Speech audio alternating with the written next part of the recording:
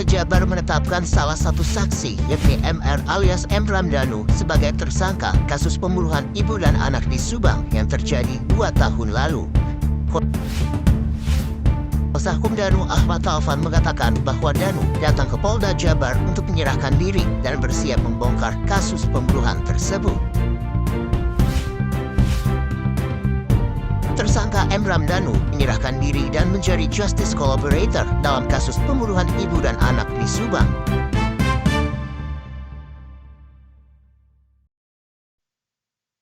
Polda Jabar menetapkan salah satu saksi, yakni MR alias Emram Danu, sebagai tersangka kasus pembunuhan ibu dan anak di Subang yang terjadi 2 tahun lalu.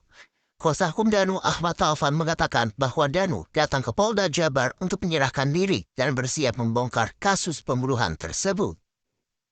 Tersangka Emram Danu menyerahkan diri dan menjadi justice collaborator dalam kasus pembunuhan ibu dan anak di Subang.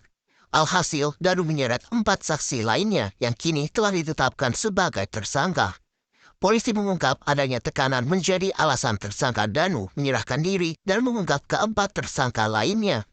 Informasi itu disampaikan Reserse Kriminal Umum Polda Jabar, Kombes Pol Surawan di Mapolda Jabar, Kota Bandung, Jawa Barat, Rabu 18 Oktober 2023. Namun Surawan tak menjelaskan detail tekanan seperti apa yang dialami Danu selama 2 tahun tersebut. Menurut Surawan, pengakuan Danu ini sebetulnya sudah didapatkan penyidik 2 pekan lalu, namun saat itu penyidik masih ragu. Dari keterangan Danu ini, polisi akhirnya mendapatkan titik terang.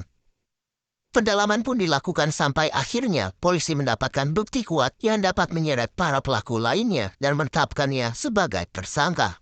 Selain Danu, polisi menetapkan 4 tersangka lainnya, yakni Yosep, suami Tuti, Mimin, istri kedua Yosep, Arigi Reksa Pratama, anak dari Mimin, dan Abi, anak dari Mimin. Seperti diketahui, kuasa hukum Danu, Ahmad Taufan, mengatakan Danu datang ke Polda Jabar untuk menyerahkan diri dan membongkar kasus pembunuhan tersebut. Disinggung soal penyerahan diri, Ahmad menyebut ini merupakan inisiatif Danu.